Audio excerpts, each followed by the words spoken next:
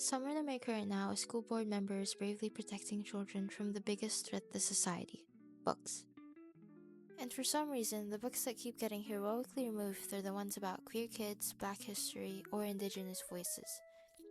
So today, we're diving into why banning these stories doesn't just pull books off shelves, it erases entire communities. So a very short history lesson. In 1637, the New English Canon by Thomas Merton became the first book banned on American soil when the Puritan government outlawed it for criticizing the Puritans. This moment marked the beginning of America's long tradition of deciding which ideas are safe enough for the public. And over the centuries, book bans kept popping up for all sorts of reasons. According to research from Pickering at Pratt Institute School of Information, bans have historically targeted dangerous ideas.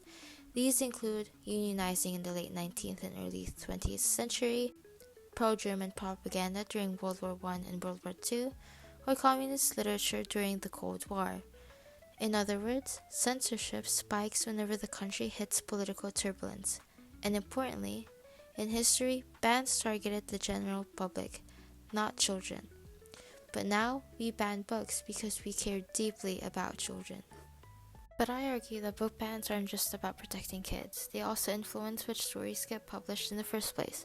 When certain topics become targets, publishers take fewer risks, libraries, especially school libraries, face harassment, and authors from minority communities lose visibility and opportunities. The result is a generation who grows up with fewer voices shaping how they understand the world. When people argue for book bans, they often frame their efforts as a way to protect children. But what gets lost in the argument is what children actually need to grow, which is the exposure to different perspectives, stories that expand their understanding, and characters who help them see beyond their experiences. As stated by PEN America, the onslaught of these campaigns upon public school is an attack on the very purpose of public education, to educate all students, to generate empathy and understanding for an informed citizenry, and to serve as a great equalizer for students from all backgrounds. This action will only hurt the varying perspectives students can gain through exposure of diverse culture.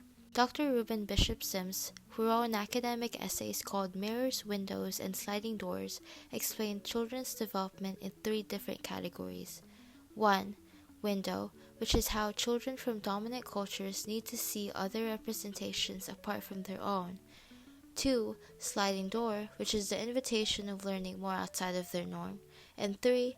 Which is reserved for minority children, with the need of having stories reflected of their own.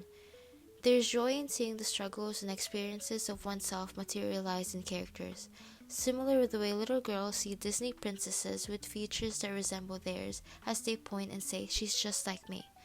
Limiting these 3 factors hinders the empathy and growth in children of today's generation. And as these opportunities shrink, the spaces meant to provide them, our libraries, are feeling the impact. According to researcher Pickering, librarians across the country are facing waves of harassment, especially when they defend books with LGBTQ+ themes or protagonists of color. This pressure has created an environment where institutions built on knowledge and access now feel forced to censor themselves.